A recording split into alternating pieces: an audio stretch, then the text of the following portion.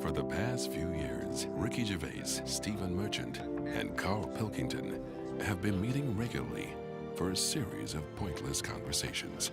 This is one of them. Testing. Is that all right? Hello and welcome to the Ricky Gervais Show with me, Ricky Gervais, Stephen Merchant. Hello. And the little round-headed buffoon that is Karl Pilkington. All right.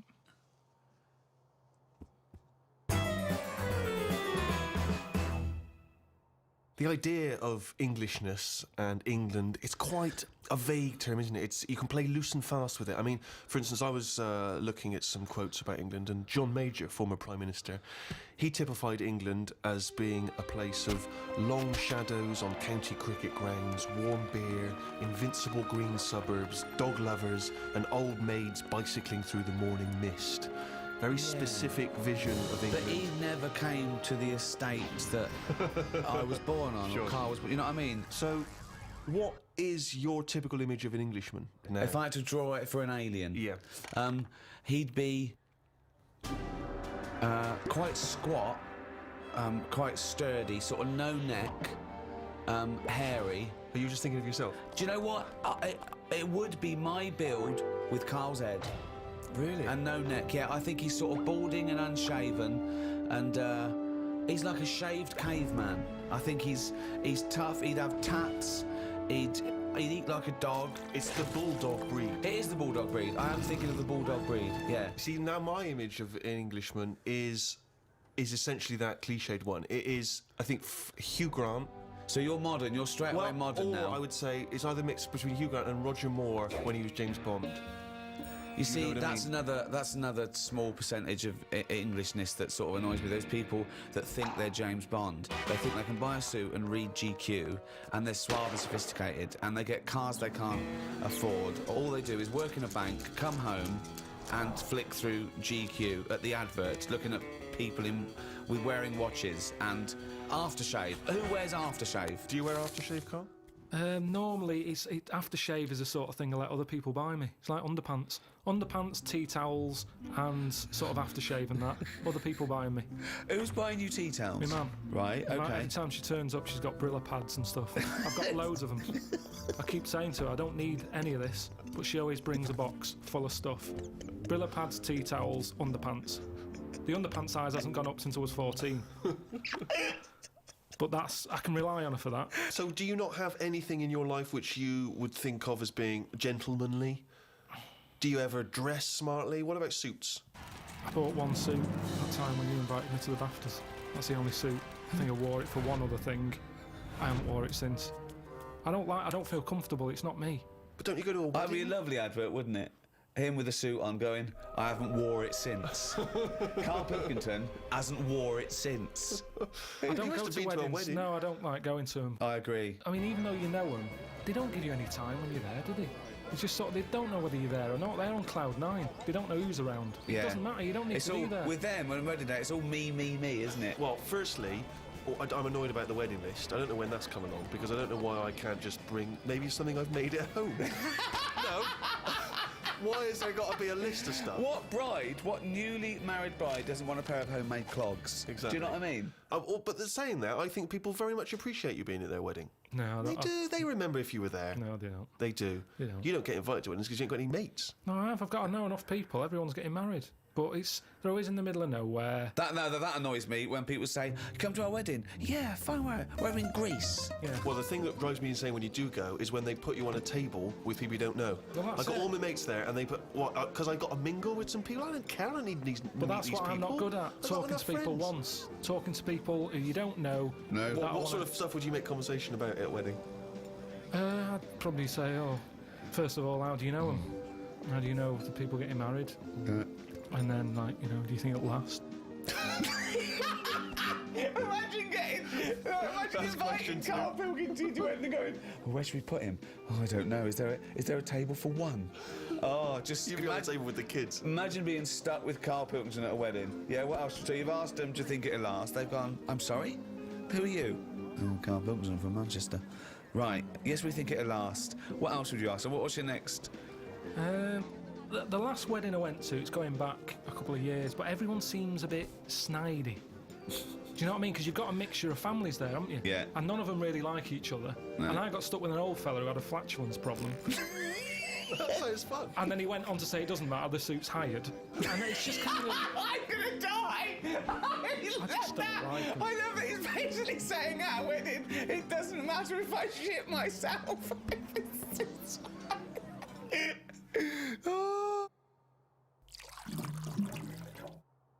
Maybe it's that thing that I don't appreciate what I've got. But to me, being English isn't anything that great. Really? Why not? Because it's just what I've been dealt with. If you could be any nationality, what would you be and why? Probably be Italian. Okay. Why? Well, just yeah, I like the idea of it. I like Italians are alright. Where would you live? Rome? I probably wouldn't want to be in the middle of Rome. It's too much hassle. Have you been to Rome? Yeah, it's nice to visit and stuff. Yeah. It's good. A lot of old stuff. Why have you chosen Italy? I'm interested to know why, of all the countries you've chosen, Italy. I was a late comer to pasta. But it's one year round. I like it now.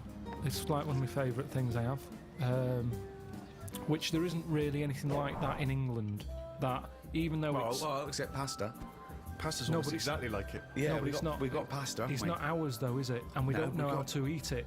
What do you mean we don't know how to eat it? We do it all wrong. You stick it up your arse again. Look at me. I know how to fucking eat it. No, but what I mean is, if you saw a proper Italian and they saw what we did to pasta, they would not be happy. What are we doing wrong? Tell me what we're doing wrong Well, I with don't pasta. know that, otherwise we wouldn't be doing Well, it wrong. how do you know we're doing it how do you wrong? know I've they just don't? heard we do it wrong. It's like how we have the coffee at all the wrong times. I ordered a cappuccino somewhere and the Italian fella said you shouldn't be having that now. It's a breakfast coffee. Yeah, it is, yeah. Before 12 o'clock, Yeah, but I was having it at like 11:15 at night. Oh, It looks wow. like I Well, was that's mental. absurd. How are you going to get to sleep with a lovely cup of coffee? Yeah, that's Well, a I good don't point. sleep anyway. You yeah. shouldn't drink coffee anyway at night. Full stop. So, hang on. So, you love pasta, but you're not eating it right. So, you'd like to be Italian in order to be able to eat pasta correctly, even though you enjoy the pasta you What eat. do you feel being Italian is, and what's It's just, attractive it's to just being... very sort of, it's a relaxed lifestyle. Whenever you go to Italy, everyone's outside a cafe. It doesn't matter what sort of person Carl, you are. that's all you do now with your spare time is sit Yes, outside a cafe. But they get more respect over there for Why? it.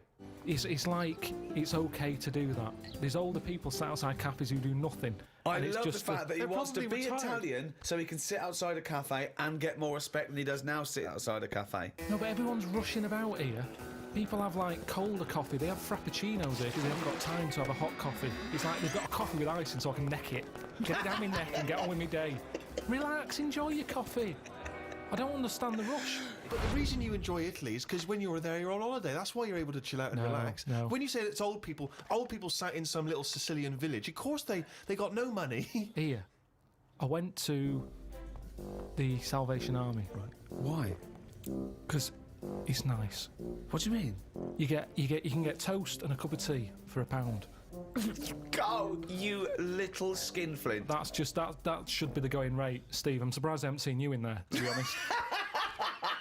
But the thing is, Where is it? now it's just near Camden. What is it? Is it like old people? A lot of old people, mainly old people. And this is what I'm saying. These are people who are old and they sat in a cafe, but they don't get any respect. People are walking past and they don't want to go in. The way you reacted when I said I was in the Salvation Army, that's the reaction they get. Yet an old Italian person, they looked after better. Well, it's certainly true they look after their older families, don't they? They Right, do and respect that's the all I'm family. saying. Whereas, I mean, it's a lovely place, Salvation Army. Every old fella in there's got a tie on. Yeah. They make an effort. Yeah. So anyway, yeah, that's what I like about Italians and that. There's a lot of So you want to be Respect. Italian because when you're old, you can sit outside a cafe and get more respect than you do here. yeah. Look at the old people in this country. They never look happy, do they? Really. Most of the time, when you see them walking around, they go to pot. No one's keeping an eye on them. Well, it's an important thing, isn't it? That my mum, this is when she was about 60, 65. There was a neighbour who was like, 85, 90. And my mum used to go around there every day. Do you want any shopping? Do it, right? But I remember calling her once and she's going back. I said, what are we doing? She went, oh, I've been around so-and-so. So I went, all right. She went, oh. She won't die, Rick. Like, she's helping her, but she's thinking, this is getting silly now. You were meant to go years ago here. Well, that's the problem, you know. If you get pally with an old person, then you could be stuck with them for years. And having to do stuff, you know, that's what you don't want to do, is it? You meet an old fella, and then you've got to start popping in his sort of piles or whatever when he can't do them himself. You know, what do you do if you're... It depends how friendly you are, though. I mean, I'm just talking about someone you meet at the bus stop, as opposed to popping the piles back in. How does that happen? Jesus. Just the ones on the estate I grew up on. As soon as he got to a certain age, there was Mrs. Knowles who went mental. One day she seemed fine, next day she was chucking cans in everyone's garden. You could just hear her coming. Which was weird. Aren't you? Now you've brought up weird people. There was a fella called Shorts Man, right? It's so pedestrian! I love that. Shorts man wore some shorts. Now, what I like, yeah, he did, but they were really short. They were that sort where, you know, it's almost pointless having them on. What do you mean? They were just, you know, like shorts now for blokes. They go up to your knees, don't they? There's no chance. There's no accident happening there. There's nothing going to pop out. Yeah. No. But Shorts Man, he liked it. He liked the fact that happened. And he used to walk with big strides to sort of help the chance along. So that he knew, with the big strides and the short shorts, they were going to pop out. Did you ever see it pop out? Yeah. Why did you look at the shorts? Just because it was like playing Buckaroo. It was like, when are they going to pop out? But what? It's just what happened. So, right, but Shorts man. So he was an exhibitionist. He basically wanted people to see his veg. Yeah. And they were out more than they were in. I mean, they had a tan. Right? Now, the thing is, what we like in England, I think we like that. We like local characters. The eccentric. Yeah. Eccentric's that's very British. Eccentric, yeah. I'm glad I grew up round there with all them people because they're interesting.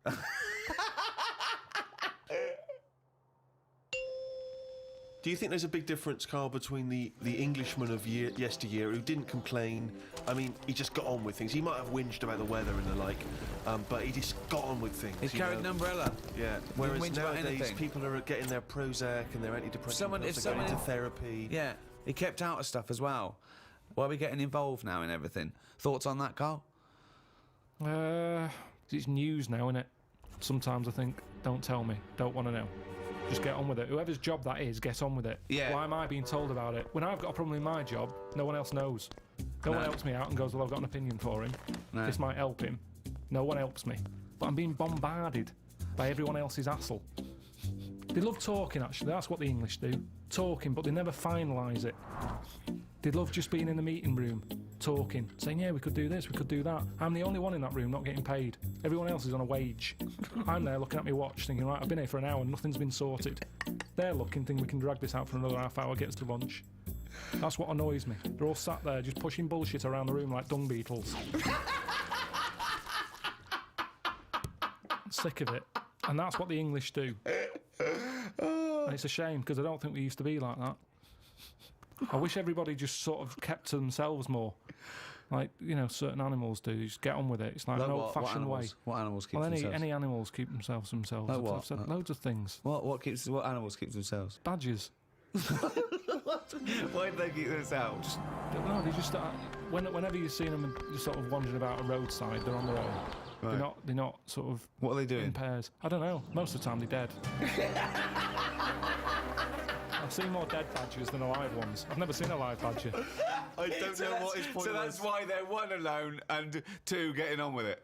I love it. Most of the time. It started off as some kind of poetic analogy. I don't know what that was. Most of the time. I just. Oh God. I like this thing of the Englishman I knew growing up was you had to, when you hit a certain age, when you hit like manhood or puberty or whatever, 13, 14, 15, you had to start showing your mettle. You had to be tough. I remember, right, when I first started going to pubs, right, so I don't know, say 18, you walk into a toilet, the urinals, and the first thing everyone did was fart and gob. Yeah. That was it, right? Yeah, if you couldn't do that, then, you know, you get funny looks. You know, you go in the urinal and they'd look at you. Oh, sorry. It was all about being a man. You know. I think wearing glasses makes you slightly exempt from that. It's like you don't have to... People automatically dissociate. It's like if I was in prison, I wouldn't have to do that because I'd just be the professor. Yeah, do you know what I mean? exactly, Or brains. yeah. I would. Yeah. I wouldn't need to be part of it. I'm never a threat because I never look like I'm going to be a tough guy. So consequently, I live in this sort of parallel stratosphere where I haven't got a piss and gob. Yeah. Has that got more popular? Yes. Has it? Yeah. There's a lot What, more people gobbing? doing it in the streets now. Really? It's not like in, not in avoiding- Hampstead. It still is, you know. When I walk The only here, person gobbing in Hampstead is me. Jane says, "Don't gob. People are looking." well, it is. It's your trail that I'm seeing then. It's like a load of sort of washed-up jellyfish in London. Just big blobs of it. I mean, I don't know how they're coughing this stuff up. I mean, they shouldn't still be alive. Some of them have, like, organs in them. It's just big lumps of stuff. I mean, that list of idyllic, antiquated England of you know, tea and cakes and cricket, I mean, is valid. But I think the things that sum up Englishness, I mean, talking of the weather, I think drinking, war. We love a ruck. Yeah. We're built on war. We're a warrior race. We're pretty good at war. Talking of the English sense of fair play and war, when the crossbow was invented, a lot of people wouldn't use it. They said it was unchristian.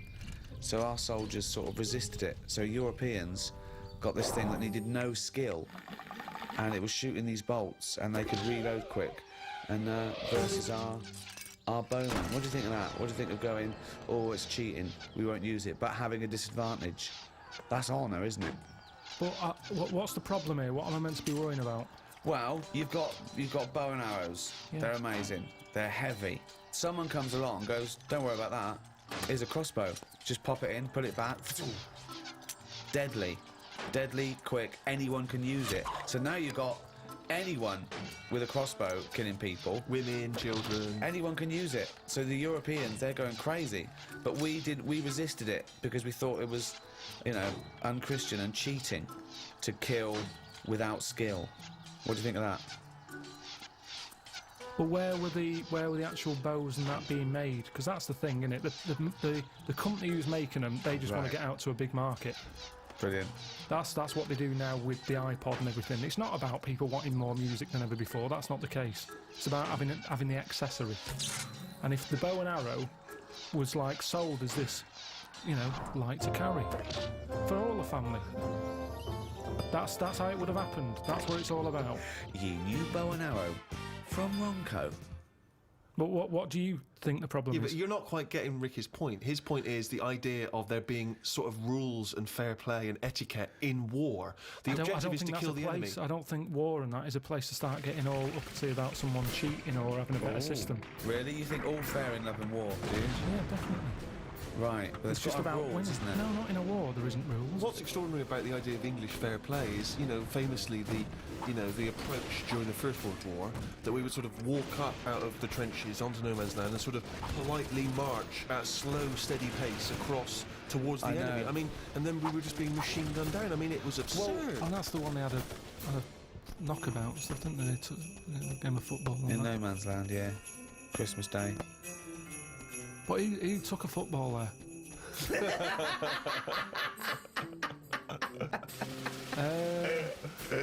If I was on the front line, I would not be getting out the rule book. I can tell you that much. I'd be going mental. Are you saying there should be some rules or no rules? I mean, you've got to have some rules, otherwise it's just going to be like Grand Theft Auto, isn't it? I'm just going to go about battering everyone. Yeah. And you soon get bored of that. Which rules would you repeal that already exist that you don't like? It's a shame you can't tip as much as you used to be able to. You mean in a restaurant? No, just when you're getting rid of a mattress or something. So fly tipping, you'd like to see more fly tipping. What do you mean? This is something so personal. He's fed up. He had to take something. No, it's just that they used to put stuff outside the house, and just like you had mattresses, you had sideboards, sewing machines. The thing is, it was a good way of recycling. Now they say recycle, but we're not recycling. It's just being put in a bin. I'm saying if you've got old furniture You should be allowed to leave it outside your house without the council going, move that, it's dangerous, someone's going to trip over it. Well, if they trip over it, it should have been looking where they're going. Well, what if they're blind? What? What if they're blind? That's why you don't leave things out in the pavement, because blind people will fall over and smack their face in.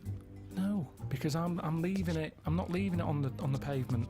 Well, you just said you were. Where are you leaving it? Sort of outside the house. Where are you leaving it, Carl? You haven't established where you're leaving this yet.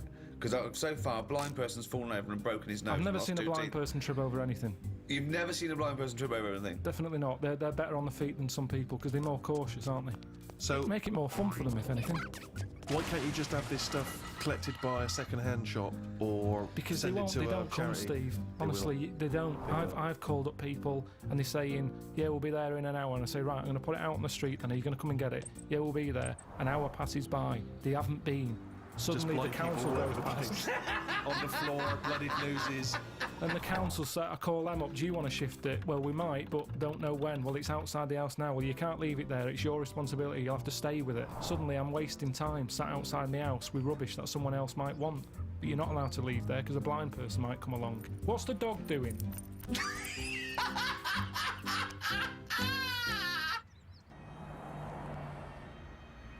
What do you make of St. George, the patron saint? What's your take on that? Is he the one who killed the dragon? Right. Tell us the story. There was a dragon problem. Where? Must have been in England. Right. George took it on. He took on the job. He was like a rent-a-kill. He came out. The interesting thing with him is, right, he was a hero then. I honestly think if he did that now, there'd be an uproar. Because it's the last dragon. It's the same way we try to save the panda and all that now. If he came out and said, I've done it, and they've done what? They've just killed the last dragon, they'd go mental. There'd be marches. Idiot, bloody idiot. And that's what's interesting. But it was going around burning people. Doesn't matter, we shouldn't have killed the last one. It's the last one. And that's No, what we'd but be do- like. You say do you you should have think- saved it, you should have captured it and put it in a cage so we can all look at it There's and no stuff. point. You couldn't have bred anyway. It was the last one. Was it definitely the last one? Well, you were saying it was the last one. I'm not bothered either way. Hang on, what? To me, Sorry, hang on. Whoa. So you think that there were dragons? Well, what are we celebrating then? Well, it could be a metaphor, a dragon slayer. It could be a bad thing amongst us. It could be a foreign threat. It could be things that threaten. It could be anything. It's not to be taken literally, is But it? the real legend of George was that he was a figure who stood up for Christianity. Have Doesn't you ever get- done anything brave? There was a kid at school who used to have epileptic fits a lot, and the teacher used to always say, if it happens, grab his tongue. And I sort of had a go at that once. His tongue. His tongue. Yeah. What? It was. What do you have a tongue for? To pick stuff up? What do you mean a tongue? His tongue in his mouth. Oh, his tongue. Oh, his tongue. Right, go on. And they used to say, Use the English if he starts doing it, grab his tongue and that. And I sort of had a go at that once, and it wasn't nice. What? How'd you grab it? Would you grab his tongue? Did you? Well, I tried to. It's like grabbing a slug. And plus his mouth's going up and down. That you think he's going to have me hand here. So you sort of do that thing where you go. So you were trying to grab hold of a kid's tongue, yeah? And he was. He's throwing himself all over the place. It was in the physics lesson. I sort of had a go, and then I thought, this isn't happening. So I just sort of kept putting my hand in, like I'm having a go. But in my head, I was going, I'm not going to get hold of it. What you could have used is a pair of tongs. Well, firstly, I don't see why this is brave. Kids having an epileptic fit and you're just supposed to help them out. I don't know why that's bravery, but even given that, the fact that you were thinking more about yourself in that situation than this other kid. You were thinking, I'll make it look like I'm helping, but I'm not really. And yet this is kid having Well, an I did epileptic fit. at the beginning. Doesn't I that tried. sum you up, Karl? Selfish. No, it doesn't. Because no one else was having a go. At least I did try and grab it You at one weren't doing point. anything. You were just making it look like you were. Have you ever tried to grab a tongue? It's like chasing a chicken. It's murder. And after a while, it wears you out. And it was weird anyway, because it was like a What was he doing it for? I don't know. Wearing him out after hours of chasing this kid's tongue. I love the idea. Have you ever tried grabbing a tongue? It's a valid question. I love that he's annoyed. He's annoyed that this What poor kid's having was your an epileptic fit. technique? Were you trying to grab it? just with your thumb and your what's it finger, like a pincher thing. Yeah. But it was because his mouth's going down and Was all he that. shouting or just? No, just throwing himself around. So that's your one attempt at bravery. Well, hang on a minute. Let me just think. It's Trying to grab a tongue.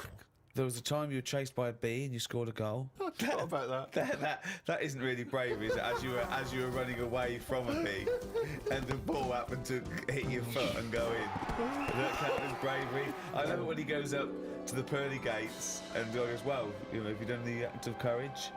I pretended to grab a tongue. A what? A tongue? A tongue? Yeah.